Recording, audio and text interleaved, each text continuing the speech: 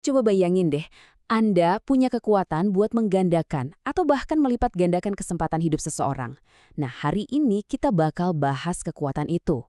Resusitasi jantung paru atau yang kita kenal sebagai CPR, tapi yang berkualitas tinggi. Oke, bayangin skenario ini ya. Anda lagi asyik ngopi, tiba-tiba orang di meja sebelah Anda ambruk. Di detik itu juga hidup orang itu ada di tangan Anda. Panik? Wajar banget. Tapi pertanyaannya, apa yang bakal Anda lakuin? Rasa takut itu nyata banget. Kita takut nyakitin korban, takut salah langkah, atau malah takut dihakimi orang lain kan? Tapi, coba dengerin ini baik-baik. Dalam situasi henti jantung, musuh terbesar kita itu bukan kesalahan. Bukan. Musuh terbesarnya adalah keraguan. Keraguan yang bikin kita diam membeku dan gak ngapa-ngapain. Dan keraguan itu harganya mahal banget. Nyawa. Tiap 1 menit yang kebuang tanpa CPR, kesempatan korban buat selamat itu anjlok 10%. Kebayangkan? Dalam situasi kayak gini, tiap detik itu bener-bener jadi penentu.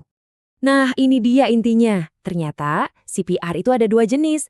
Ada CPR yang ya asal-asalan aja, cuma buat formalitas, dan ada CPR yang berkualitas. Bedanya di mana? Menurut praktisi medis yang jadi sumber kita, bedanya itu kelihatan banget di kondisi akhir pasiennya. Jadi jelas ya, kualitas itu segalanya. Oke, sekarang kita langsung masuk ke dagingnya.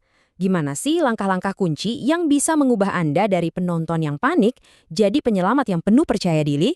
Yuk kita bedah satu-satu. Langkah pertama dan paling penting, jangan jadi pahlawan sendirian. Langsung teriak minta tolong, suruh orang spesifik buat telepon ambulans dan cari AED. Sambil nunggu, pindahin pasien ke permukaan yang keras dan datar kayak lantai. Kenapa? Karena kalau di kasur atau sofa empuk, tekanan Anda bakal sia-sia.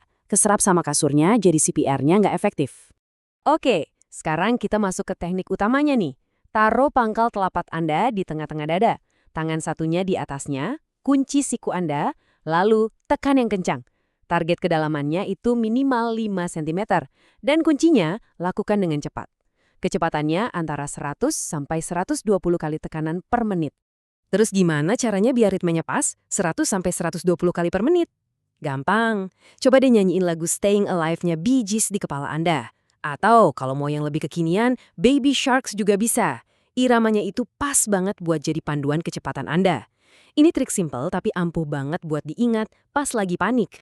Sering banget nih orang takut neken kekencengan, khawatir nanti tulang rusuknya patah. Dengerin ya, tulang rusuk yang patah itu bisa sembuh.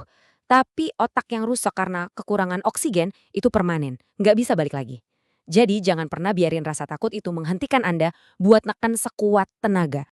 Nah, ini sama pentingnya dengan menekan, melepaskan. Setelah setiap tekanan, pastikan Anda angkat penuh badan Anda supaya dadanya bisa ngembang balik sempurna. Ini namanya recoil. Kenapa penting? Karena di momen inilah jantung ngisi darah lagi. Kalau recoilnya nggak sempurna, ibaratnya Anda cuma pompa jantung yang isinya setengah kosong. Sia-sia kan? Melakukan CPR yang berkualitas itu capeknya luar biasa loh. Serius. Jadi, gimana caranya kita bisa jaga momentum dan kualitasnya terus-menerus? Yuk kita bahas soal kerja tim dan teknologi. Oke, ada 3 aturan emas buat jaga kualitas CPR. Pertama, jangan berhenti nekan. Seminimal mungkin interupsinya. Setiap detik Anda berhenti, aliran darah ke otak juga berhenti. Kedua, ganti orang setiap 2 menit kalau ada penolong lain.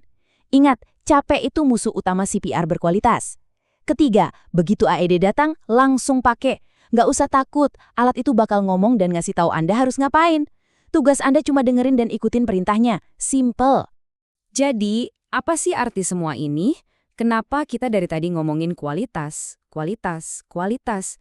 Karena tindakan Anda itu benar-benar jadi penentu segalanya. It's a game changer. Ini dia inti dari semua yang kita bahas. CPR berkualitas tinggi itu bukan cuma soal hidup atau mati. Ini adalah garis tipis antara hidup, kematian, atau kerusakan otak permanen. Tujuannya bukan cuma biar jantungnya detak lagi, tapi buat mastiin otaknya tetap hidup, supaya orang itu bisa punya kesempatan kembali normal, kembali utuh. Dan di balik semua teknik tadi, ada tujuan yang jauh lebih besar. Tindakan Anda yang cepat dan tepat itu ngasih seseorang sebuah hadiah yang tak ternilai. Kesempatan buat pulang ke rumah, buat ketemu lagi sama keluarganya, sama orang-orang yang dia sayang. Itulah kekuatan yang sebenarnya ada di tangan Anda. Jadi, pertanyaannya sekarang bukan lagi kalau Anda ketemu situasi ini, tapi ketika. Karena suatu saat ini bisa terjadi. Anda sekarang sudah tahu caranya, Anda punya ilmunya.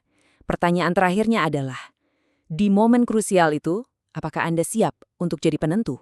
Semua wawasan yang kita bedah hari ini bersumber dari @criticalanesthesia. Terima kasih banyak sudah menyimak.